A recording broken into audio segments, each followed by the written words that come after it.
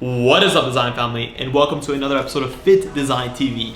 On today's episode, I'll be going through my 5 top things to stop doing if you're an activewear or sportswear brand.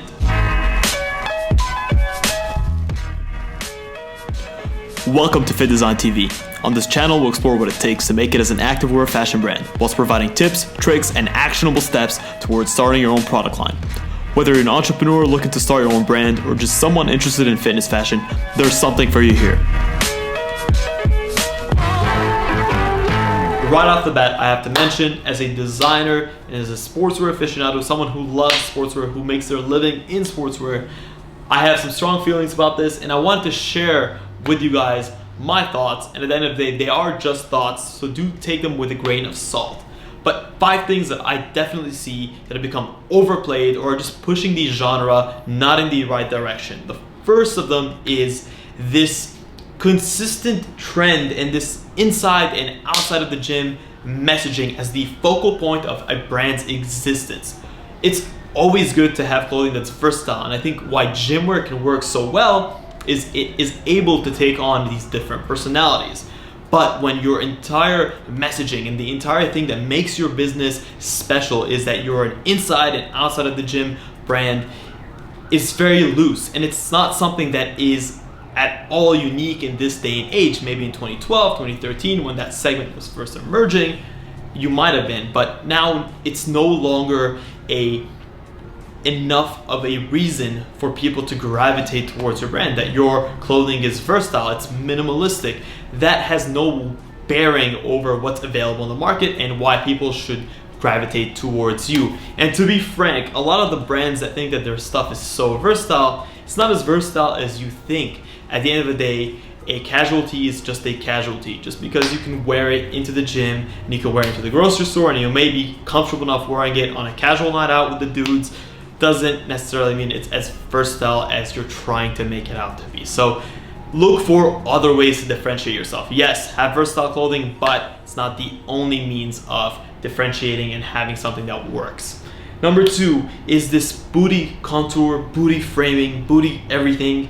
Every single pair of leggings that I've seen, whether it's seamless or it's a cut and sew, ends up trying to frame the butt in any way possible. You've seen it. It's like heart shaped on the back waistband, or these seamless contouring, or these cut and sew lines that come down and try to frame the butt.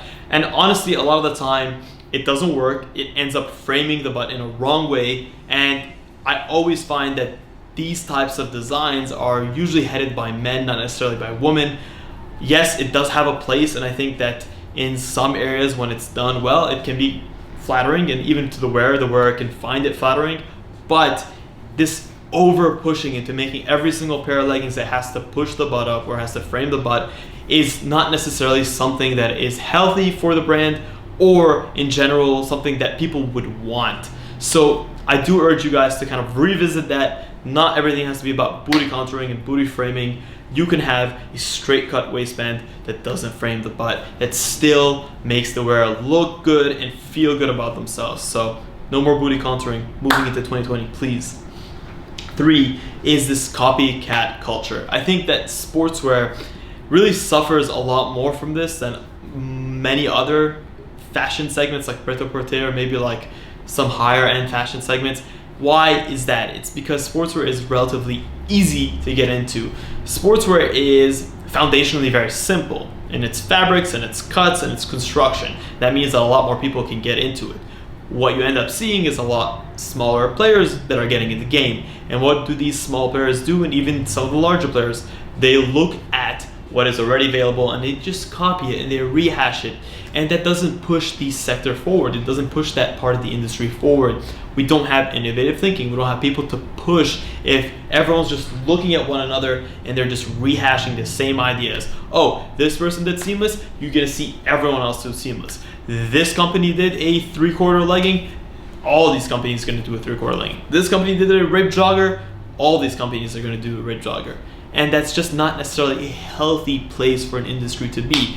It's very prominent. I see it a lot. I highly urge you guys to always engage your brand. Give your brand the trust in the uniqueness that it deserves when you're launching and when you're producing yourself in the market. No more copycat culture, please. Number 4 is this overly serious messaging. I see this a lot in marketing materials of fitness companies and sportswear companies. Every new brand is the new revolution. It's gonna change the world. It has this hyper knit tech flit something technology that is going to revolutionize the way that you work out. Guys, please, you need to chill. It's just clothes.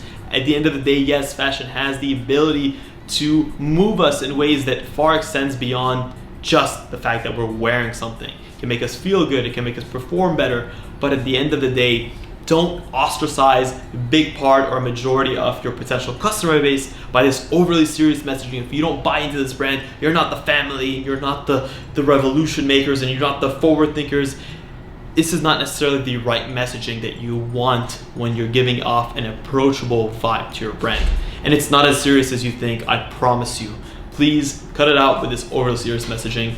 Be authentic, be true to yourself, and at the end of the day, if you want to offer something that you find is genuinely unique, highlight those features, highlight what it is about your product that is going to let it rise above the rest, and then let your product do the talking. Don't try to market your way into people's wallets. It works, but not for long. Number 5, and lastly, is this whole thing about impractical design.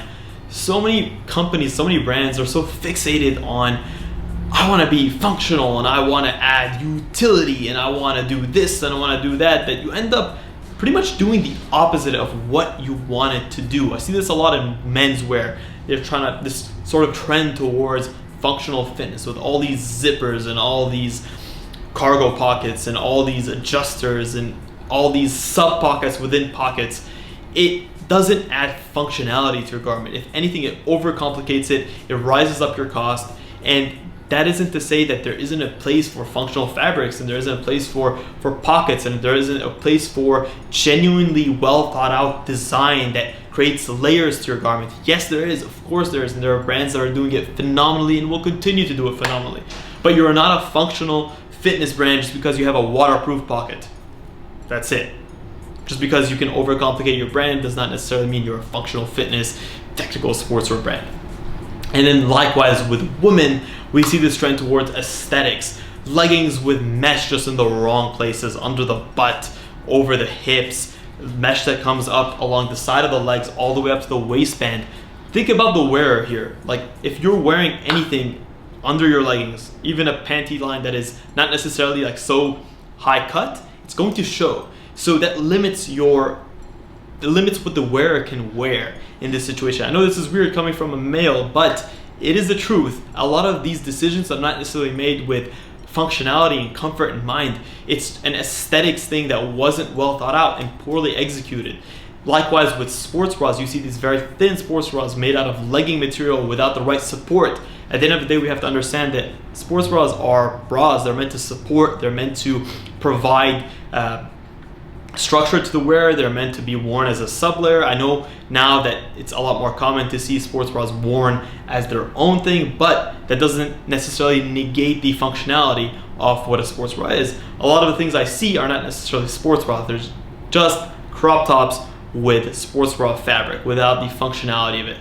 Same thing for the straps on the back. You want to create an open back but end up with nothing that has structure, or like some of these wraparound tees that just don't really hold up all that well around the sides of the garment, and they don't cover the areas that they need to cover because there was this aesthetics driven decision making when designing without paying close attention to how the wearer would feel and how they would perform in this garment. So aesthetics driven and this impractical design has to stop. Your clothing should serve you. You don't serve your clothing. That's pretty much the wisdom that I want to share with you guys today. Hopefully you guys found some of these tips helpful. Hopefully if you're doing some of these tips or you thought about doing them, maybe you can reconsider them. If I'm wrong, let me know why I'm wrong and why some of this stuff should stay. Thank you guys as always so much for tuning into FittDesign TV. It's always awesome you guys come back video after video after video. Really appreciate it. Until next time, stay awesome.